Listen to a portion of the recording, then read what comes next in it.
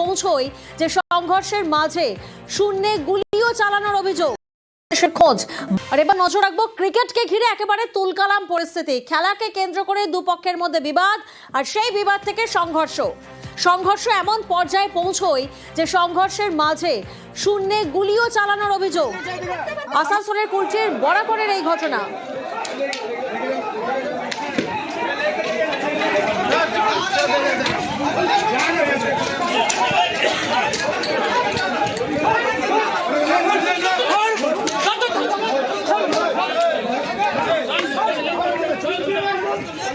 যে ছবি এই মুহূর্তে আপনারা দেখছেন, শুধুমাত্র ক্রিকেটকে ঘিরে এরকম তুলকালাম পরিস্থিতি, খেলাকে কেন্দ্র করে দুপক্ষের বিবাদ, আর সেই বিবাদ থেকে রীতিমতো সংঘর্ষ।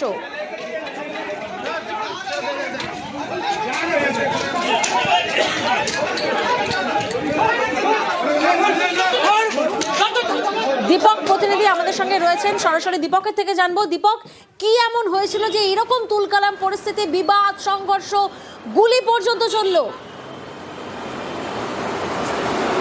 দেখো, একেবারে এই বিবাদ সূত্রপাত হচ্ছে গতকালকে মাঠে ক্রিকেট খেলাকে কেন্দ্র করে।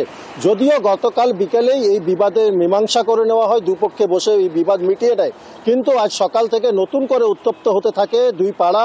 এক পাড়া হঠাৎ করে আরেক পাড়াতে চড়াও হয়ে যায়। পাল্টা যখন প্রতিবাদ জানাতে পুলিশ ফাঁড়ির সামনে এসে পড়ে আরেক পাড়া এসে বিক্ষোভ দেখায় এবং পুলিশে হস্তক্ষেপের দাবি জানায়, তখনই অপর পক্ষ চড়া হয়ে যায়। দুই পক্ষের মধ্যে ইট বৃষ্টি চলে, বাড়িতে লক্ষ্য করে ইট বৃষ্টি চলে এবং এতটাই অভিযোগ কি এক পক্ষ শূন্যে বেশ কয়েক রাউন্ড গুলি চালায় এবং পুলিশ ফাঁড়ির সামনে গোটা ঘটনা ঘটে।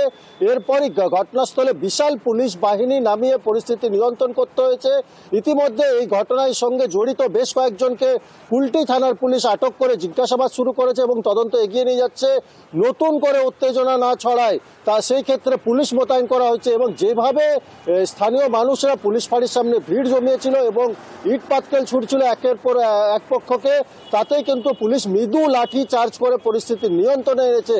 ইতিমধ্যেই ঘটনাস্থলে এখন বিশাল পুলিশ বাহিনী মোতায়েন করা হয়েছে এবং পুলিশের পক্ষ থেকে যে গুলি চালানোর অভিযোগ উঠেছে কি এক পক্ষ গুলি চালিয়েছে শূন্যে বেশ কয়েক রাউন্ড, পুলিশ জানিয়েছে কি গুলি চালানোর অভিযোগ তাদের কাছেও জানানো হয়েছে। যদিও সেই ঘটনা খতিয়ে দেখা হচ্ছে।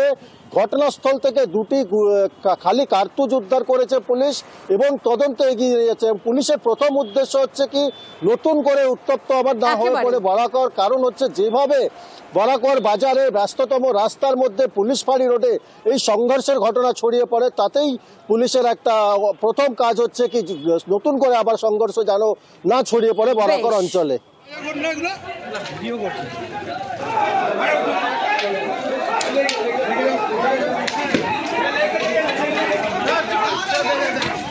कम एज के बच्चे थे। कल जो छोटी मोटी झुटपुट झमेला हुई थी उसको प्रशासन बैठ के कल म्यूचुअल करा दिया गया था। आज कोई पक्ष के तरफ से बाड़ाबाड़ी हुआ, झमेला को बढ़ाया गया है।